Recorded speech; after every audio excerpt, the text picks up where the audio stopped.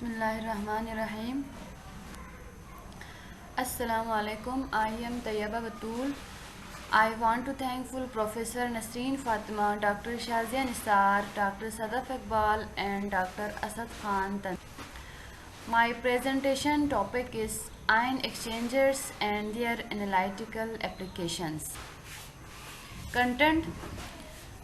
In contents, I include definition, classification, selectivity of ion exchangers, advantage, application, and examples. Ion exchangers. Ion exchanger is an insoluble framework or matrix which carries positive or negative electric charge ion. The positive or negative ions are exchanged by the medium ions. The insoluble frameworks are made up of Rosling polymer. Ionic functional groups are attached to this framework, also known as ion exchange resins or ion exchange polymer. इसमें जो है ये पढ़ा कि ion exchange खुद insoluble framework है जिसमें matrix भी प्रेजेंट होता है और ये पॉजिटिव और नेगेटिव चार्जेस है जो कि हम मीडियम आयंस के ज़रिए से एक्सचेंज करते हैं। इसके अलावा ये जो है पॉलीमर से भी made up of polymer and ionic functional group are also attach.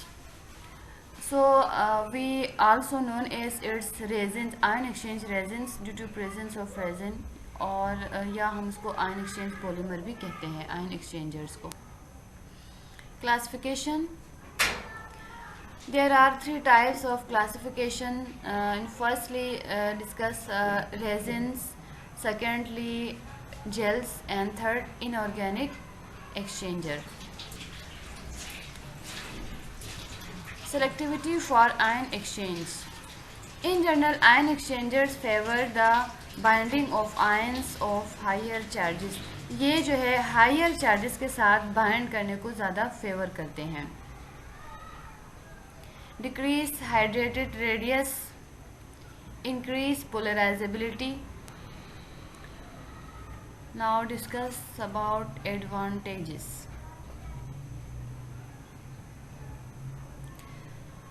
And firstly detectability, यानी ये जो है डिटेक्शन में हमें फ़ायदा होगा इस तरह से कि useful for the detection of many inorganic salts and organic ions with poor UV absorptivity like alkyl amines और sulphonates.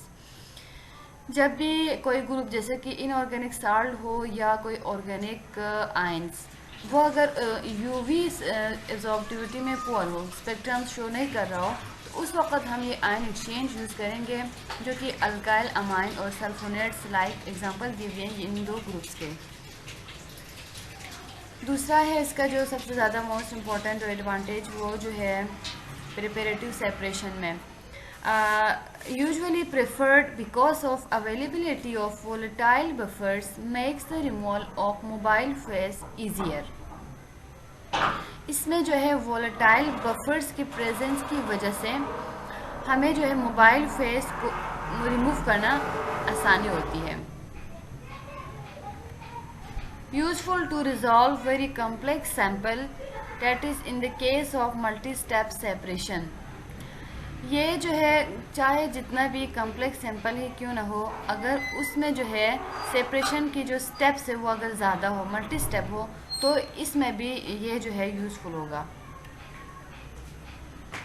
Useful for separation of biological origin in organic salt and some organometallics. ये जो है biological origin में भी मतलब उसके जो molecule होते हैं अगर उनके ऑर्गेनोमेटेलिक्स को भी अगर हमने सेपरेशन करनी है डिफरेंट कंपाउंड से तो उस वक्त भी ये फ़ायदेमंद होगा हमारे लिए।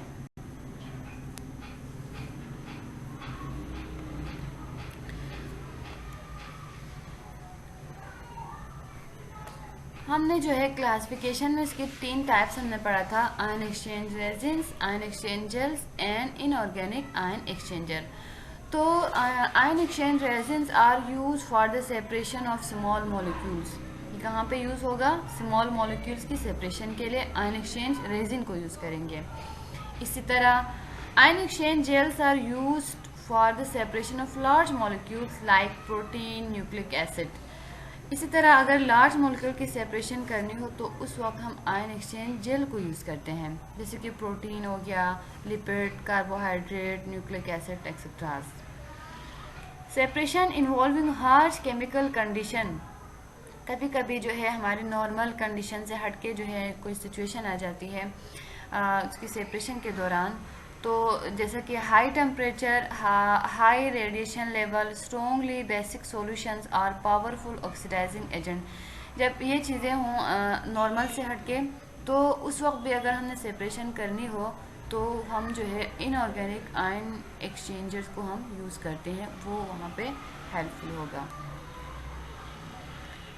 ये जो है डिफरेंट टेक्निक्स में जो है उसकी टाइप्स में आयन एक्सचेंजर में, लेबॉर्ट्री में हम इस तरह के आयन एक्सचेंजर्स को यूज़ करते हैं। कॉलम क्रोमेटोग्राफी भी हम यूज़ करते हैं। ये जो है कॉलम क्रोमेटोग्राफी हम कह सकते हैं हम लैब में भी परफॉर्म करते हैं।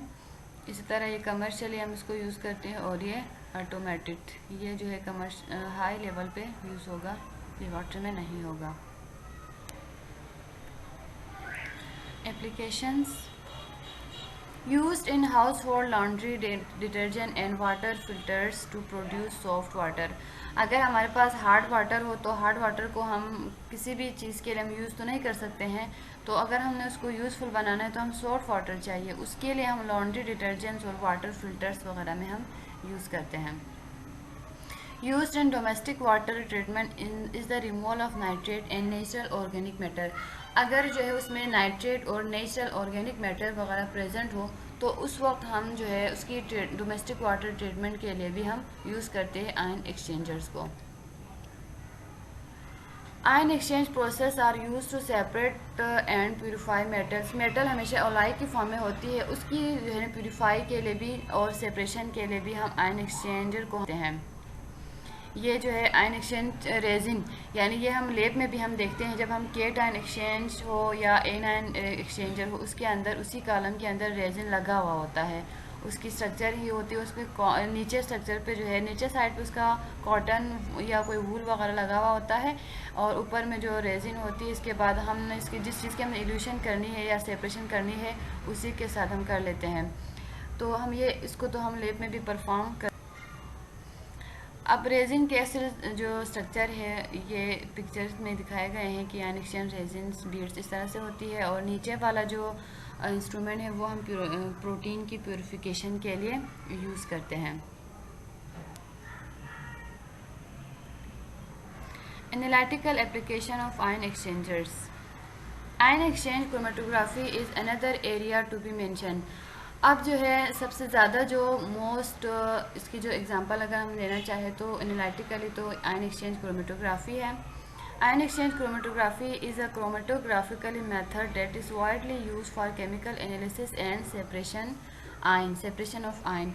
इसको जो है ज़्यादातर हम केमिकल एनालिसिस के लिए यूज़ करते हैं, और आयन्स की सेपरेशन के लिए हम आयन एक्सचेंज क्रोमेटोग्राफी को यूज़ करते हैं। For example, in biochemistry it is widely used to separate charged molecules such as protein। Biochemistry में भी इसका बड़ा रोल है, जो कि हम अगर प्रोटीन का जो चार्ज पोर्शन है प्रोटीन में, अमीनो एसिड में, उसकी सेपरेशन के लिए भी हम यूज़ करते हैं ion exchange chromatography. An important area of application is extraction and purification of biologically produced substances such as protein and DNA, RNA। अगर हम बायोलॉजिकली जो मॉलिक्यूल है जैसे कि प्रोटीन और DNA, RNA वगैरह, सबसे ज़्यादा जो इसका रोल है वो इसकी एक्सट्रैक्शन में और जो है उसकी प्यूरिफिकेशन में हम उसको यूज़ करते हैं। अब हम थोड़ा दो लाइन जो है आयन एक्सचेंज क्रोमेटोग्राफी में यहाँ पे इंक्लूड किया है। Ion exchange chromatography is part of ion chromatography which is important analytical technique for the separation and determination of ionic compound together with ion partition and interaction and exclusion chromatography. यानी जो है ionic compound वगैरह की या ion partition अगर उनमें interaction हो तो उनकी सेपरेशन के लिए भी हम उसको यूज़ करते हैं। This chromatography is one of the most important adsorption technique used in the separation of peptides, protein, nucleic acid and related polymers which are charged molecule in different molecular size and molecular nature. In organic ions के अलावा भी हम जो biological जो molecule है, जैसे कि दोबारा इधर रिपीट हो रही है, प्रोटीन, न्यूक्लिक एसिड, पेप्टाइड्स वगैरह, वो अगर चार्ज पार्टिकल हों तो उनकी जो मॉलिक्यूलर साइज और मॉलिक्यूलर नेचर को देखिए, उनकी भी सेपरेट है। ये मैंने पिक्चर्स में शो किया हुआ है। Thank you so much.